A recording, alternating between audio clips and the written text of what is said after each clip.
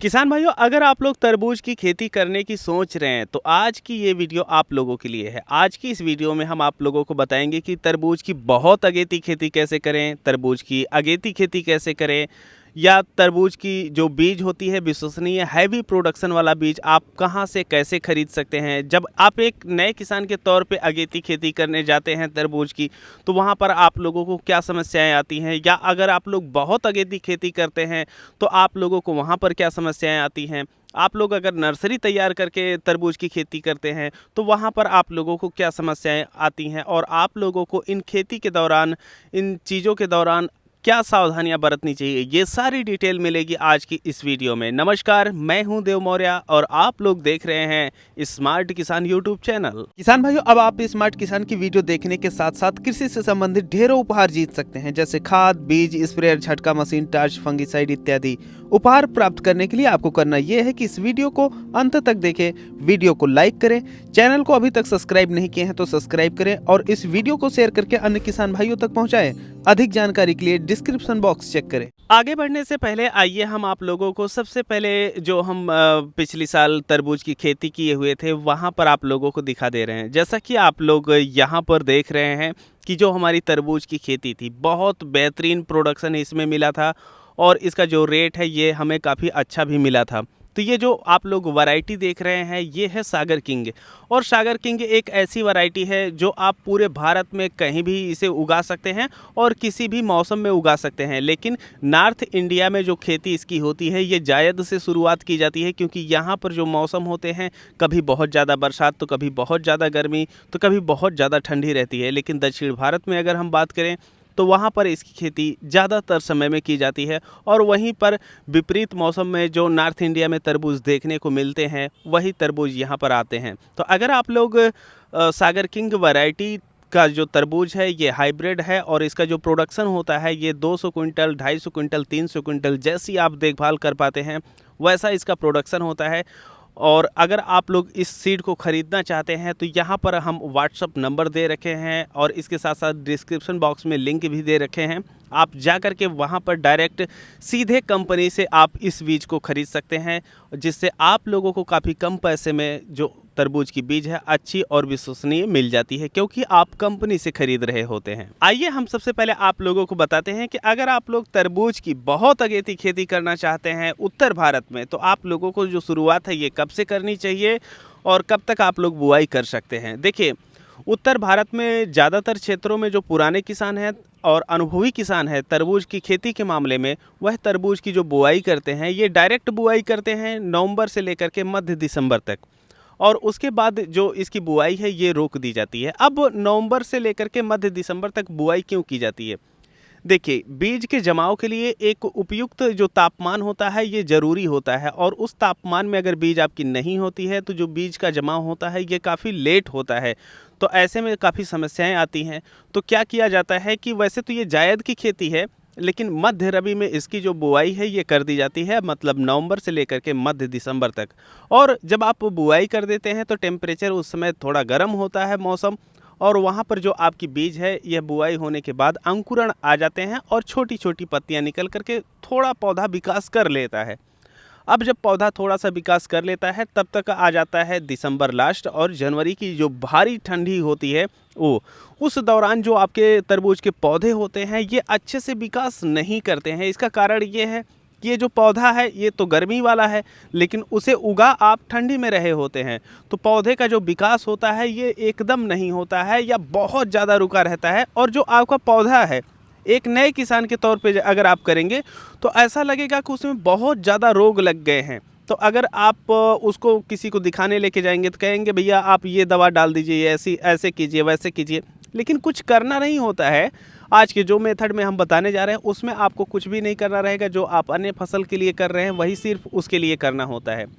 तो जैसे ही पौधा जो आपका रुका हुआ पड़ा है दिसंबर के लास्ट में और जनवरी में, तो यह जैसे ही ठंड आपकी कम होने लगती है, मौसम गर्म होने लगता है, जायद का समय आ जाता है, उस दौरान क्योंकि आपके जो पौधे हैं पहले ही जर्मिनेट हो गए हैं और उनका विकास थोड़ा बहुत हो चुका है, और जैसे ही गर्मी आती है उनका पूरा विकास होना बाकी रहता है।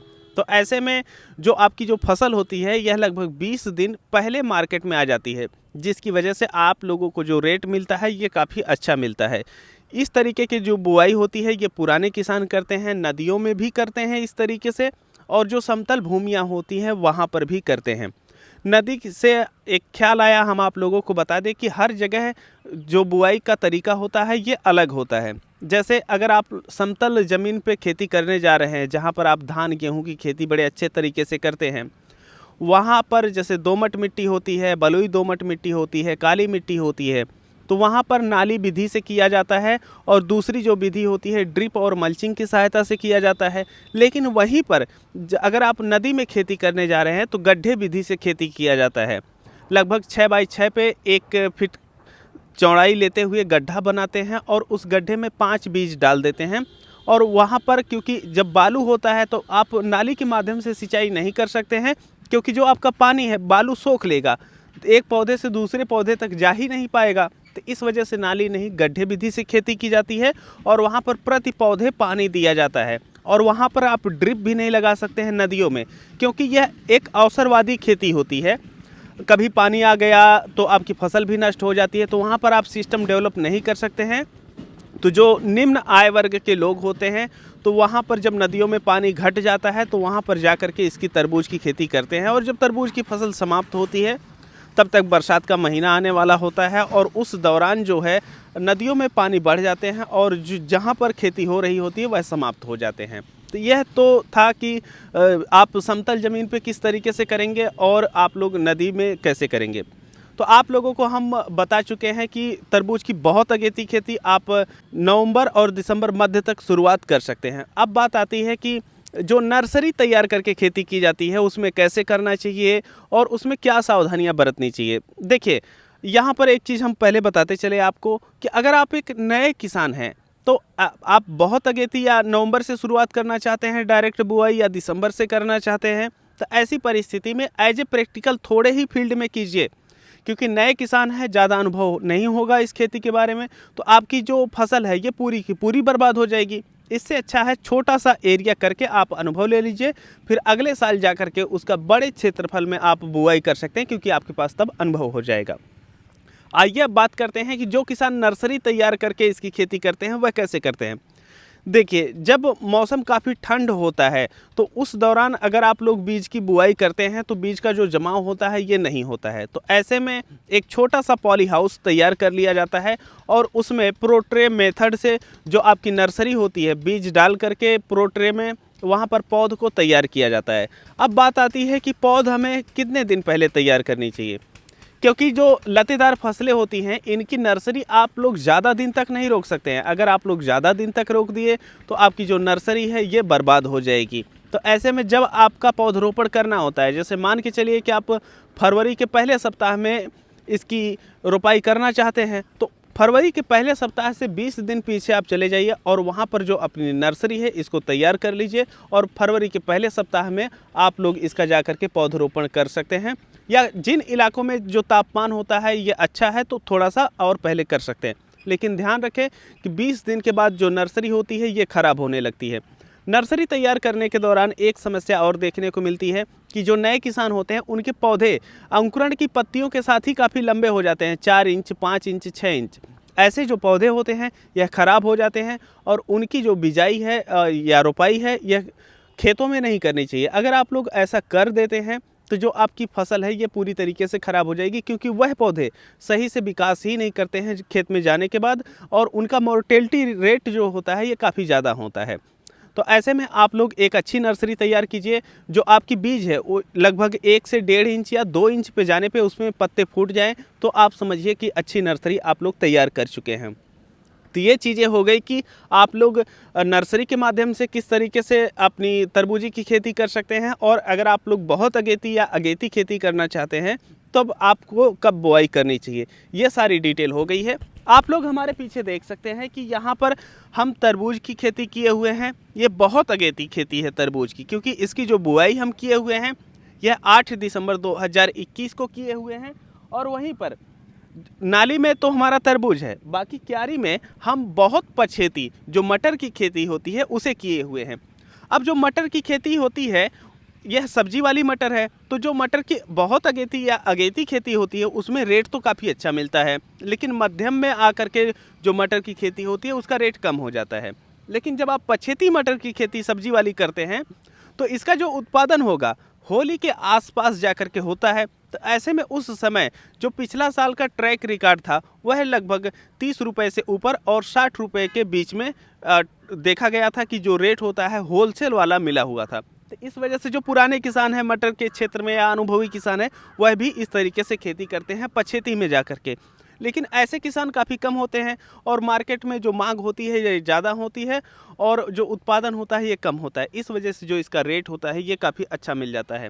तो एक तरीके से हम किए हुए हैं यहाँ पर जो मटर की खेती है। अब हमारी मटर की खेती जैसे ही समाप्ति की कगार पे रहेगी, हमारा जो तरबूज है नालियों में विकास कर जाएगा। मटर एक तरफ समाप्त हो जाएगी और दूसरी तरफ हमारा जो तरबूज है यह जो क्यारी है उसमें फैल जाएगा। और जो दवा हम अपने मटर पे डालेंगे, जो खाद हम अपने मटर पे डालेंगे, वही खाद हम अपने तरबूज में भी डाल देंगे। तो इससे जो हमारा खर्चा होगा ये काफ़ी कम हो जाएगा। तो इस तरीके से हम यहाँ पर खेती किए हुए हैं। यहाँ पर हम आप लोगों को बताएंगे कि हम अपने खेत में किस तरीके से कार्य किए हुए हैं और आप लोगों को यह कार्य किस तरीके से अपने खेतों में करना चाहिए। अब बात आती है कि जब आप लोग डायरेक्ट सीडलिंग करने जाते हैं जायद के मौसम में, तब आपको कब करना चाहिए। देखिए, जब फरवरी का महीना आता है तो मौसम जो है ये गर्म होना शुरू हो जाता है और आप लोग मध्य फरवरी में डायरेक्ट एज ए नए किसान के तौर पे बुआई कर सकते हैं, या आपके पास अगर खेती बाड़ी का थोड़ा सा अनुभव है तो आप पहले सप्ताह में भी शुरुआत कर सकते हैं। लेकिन अगर आप नए किसान हैं और आप पहले साल सिर्फ चाहते हैं कि प्रोडक्शन लेकर के आना सीख जाएं तो आप मध्य फरवरी से शुरुआत कर सकते हैं और मध्य मार्च तक जा सकते हैं। लेकिन जो बुआई जाकर के मार्च में हो जाती है तो उनकी जो फसल होती है वह 60 दिन बाद प्रोडक्शन लेकर के आती है। तो ऐसे में अगर आप मार्च में बुआई किए हैं तो मार्च, अप्रैल, मई, तो मई में जाकर के अगर अगेती बारिश हो गई तो आपकी फसल का जो रेट होता है ये बहुत कम मिलता है। ऐसे में आपको घाटा हो सकता है। तो कोशिश करें कि फरवरी के अंत तक जाते जाते आप लोग अपने जो तरबूज की बुआई है इसको संपन्न कर लीजिए। अब ये चीज़ें हो गई, आइए हम आप लोगों को बताते हैं कि आप लोग हमारे तरीके से किस तरीके से जो अगेती खेती तरबूज की होती है कर सकते हैं। आइए चलिए हम आप लोगों को दिखाते हैं कि किस तरीके के कार्य हुए हैं। सबसे पहले जो हमारा खेत होता है उसकी अच्छी तरीके से हम लोगों को जुताई कर लेनी है। और जुताई करते समय आप लोग एक चीज़ का विशेष ध्यान रखें कि इसमें नमी होना आवश्यक है। नमी इतनी होनी चाहिए जिससे जो आपकी बीज है उसका जमाव आसानी से हो सके। जब आप लोग खेत की जुताई कर लेते हैं तो उसके पश्चात आप लोगों को इस तरीके से एक मुख्य नाली बना देनी होती है, जहां पर आप लोग वीडियो में सीधा देख रहे हैं। यह मुख्य नाली है, इससे उप नालियाँ निकाली गई हैं। उप नालियों में तरबूज की बुआई होती है और जो मुख्य नाली है यह उन नालियों में पानी देने के लिए या सिंचाई की सुविधा के लिए प्रयोग किया जाता है। अगर आप लोग सिंचाई के लिए ड्रिप का प्रयोग कर रहे हैं तो ऐसे में नालियों के बनाने की कोई आवश्यकता नहीं होती है, उसकी जगह पर आप लोगों को बेड बनाना रहेगा। तो आप लोग देख चुके हैं कि हमारा जो खेत है ये नाली प्लस क्यारी में बटा हुआ है और जो नाली से नाली की यहाँ पर दूरी रखी गई है ये लगभग 6 फीट से लेकर के 7 फीट रखी गई है। आप लगभग 7 फीट के आसपास रख सकते हैं। तो यहाँ पर जो हमारा क्यारी वाला भाग है वहाँ पर आप लोग यहाँ पर देख रहे हैं कि एक छोटी सी नाली बनाई गई है जो लगभग 1.5 इंच गहरी है और उसी में यहाँ पर मटर की जो बुआई है ये की जा रही है। मटर की बीज का सिलेक्शन करते समय इस विधि में यह ध्यान रखना है कि मटर की जो फसल अवधि होती है वह कम से कम दिन की हो, क्योंकि कुछ वैरायटी होती हैं, जैसे आप कोई भी फसल में जाते हैं तो वहाँ पर कुछ वैरायटियाँ ज़्यादा दिन की होती हैं, कुछ कम दिन की होती हैं। तो अगर आप ज़्यादा दिन के लिए लेंगे तो जो तरबूज के पौधे का विकास होना है वह सही से नहीं हो पाएगा। ऐसे में जो आपकी मटर और तरबूज की फसल है यह शॉर्ट हो जाएगी। तो आप लोग इस चीज़ का ध्यान रखें। अब यहाँ पर इस तरीके से नाली खींची गई है और उसके बाद उसमें बीज डाली गई है। उसके बाद खाद भी उसी में आप लोग डाल दीजिएगा अगर पूरे खेत में आप लोग मिक्स नहीं किए हुए हैं तो यहाँ पर सब कुछ डाल देने के बाद जो मिट्टी है उसे हम साइड से उठा करके इसी तरीके से, जिस तरीके से आप लोग वीडियो में देखे हैं, इसी तरीके से कर देते हैं। और यहाँ पर जो हमारे मटर की बुआई है ये संपन्न हो जाती है। अब जब हमारी मटर की जो बुआई है ये संपन्न हो गई है, अब हम खरबूजे की जो अपनी बुआई है उसको करते हैं और दिखाते हैं। जैसा कि हम आप लोगों को पहले ही बताए थे कि क्यारियों में हमारी जो हरी मटर, सब्जी वाली मटर की खेती है वहाँ पर उसको लगाएंगे, और नाली के जो अंदर है ये हम तरबूज लगाएंगे। तो नाली के अंदर जो तरबूज लगाए जाते हैं इनकी दो विधियाँ होती हैं।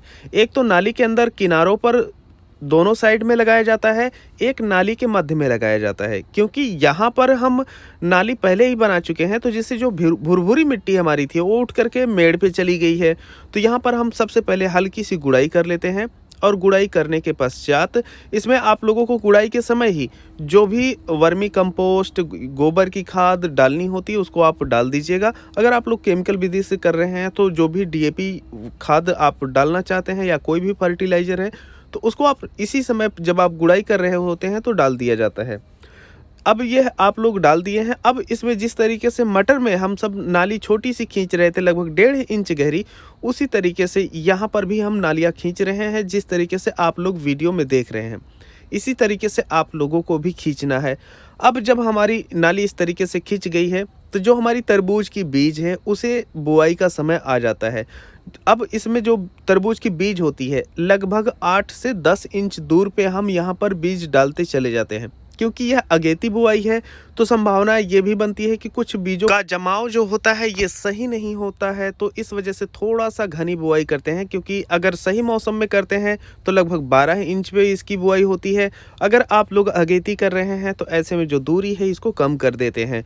तो यहाँ पर जब हम बुआई कर देते हैं तो उसके बाद जिस तरीके से हम मटर में कर रहे थे सेम वही तरीका यहाँ पर भी है। बुआई करने के पश्चात आप लोग मिट्टी गिरा दें। हाँ, बुआई करते समय एक चीज़ का ध्यान रखें कि जो आपकी बीज है अगर बहुत ज़्यादा गहरी आप बुआई कर दिए तब भी आपका जो जमाव होता है ये प्रभावित हो सकता है। तो आप लोगों को ये जो पतली नाली खींची गई है जिसमें बीज की बुआई चल रही है उसको ज़्यादा गहरी आप लोगों को नहीं खींचना है। तो जब आप लोग बिजाई कर दिए हैं तो उसके पश्चात यहाँ पर जो मिट्टी है वापस हम उसी नाली में डाल देते हैं, और यहाँ पर जो हमारी तरबूज का बुआई का कार्य होता है ये भी संपन्न हो गया। अब हमारी जो मटर की बुआई है और जो तरबूज की बुआई है यह दोनों संपन्न हो गई है। अब आप लोग अच्छी तरीके से समझ लिए होंगे कि क्या करना है, कैसे। अब आइए हम बात करते हैं इसके प्रबंधन के ऊपर कि एक खेत में जब 2 फसलें लगाई गई हैं तो इसका प्रबंधन आप लोगों को किस तरीके से करना है। यहाँ पर आप लोग देख सकते हैं कि जो हम मटर की बुआई किए हुए थे उसका बहुत अच्छे से जमाव आ गया है। अब बात करें इसके प्रबंधन की तो जो तरबूज का अभी जमाव है ये नहीं हुआ है, क्योंकि तरबूज तो विपरीत मौसम में लगा है और जो मटर लगी है अपने मौसम में लगी है। तो यहाँ पर जमाव हमेशा मटर का पहले होगा। तो अब क्योंकि क्यारी और नाली दोनों एक दूसरे से अलग हैं तो जब हमें आवश्यकता होगी तो हम मटर को पानी दे सकते हैं, और जब हमें आवश्यकता होगी तब हम तरबूज को पानी दे सकते हैं। यहाँ पर अगर कोई भी फंगीसाइड का आप स्प्रे कर रहे हैं तो आप लोग चाहें तो तरबूज पे भी स्प्रे कर सकते हैं, या जब आवश्यकता हो उसके अनुसार अपना कार्य सेट कर सकते हैं। तो ये सारी चीज़ें हो गई। ये वीडियो आप लोगों को कैसी लगी, और अगर आप लोग चाहते हैं कि और भी इससे संबंधित वीडियो हम आप लोगों के लिए लेकर के आएँ तो हमें कमेंट सेक्शन में ज़रूर बताएं। और हाँ, अगर आप तरबूज की बीज खरीदना चाहते हैं तो उसके लिए डिस्क्रिप्शन बॉक्स में नंबर दिया गया है, आप लोग वहाँ से जाकर के खरीदारी कर सकते हैं। हम चलते हैं, मिलते हैं आप लोगों से एक नई वीडियो में। जय जवान, जय किसान, जय विज्ञान।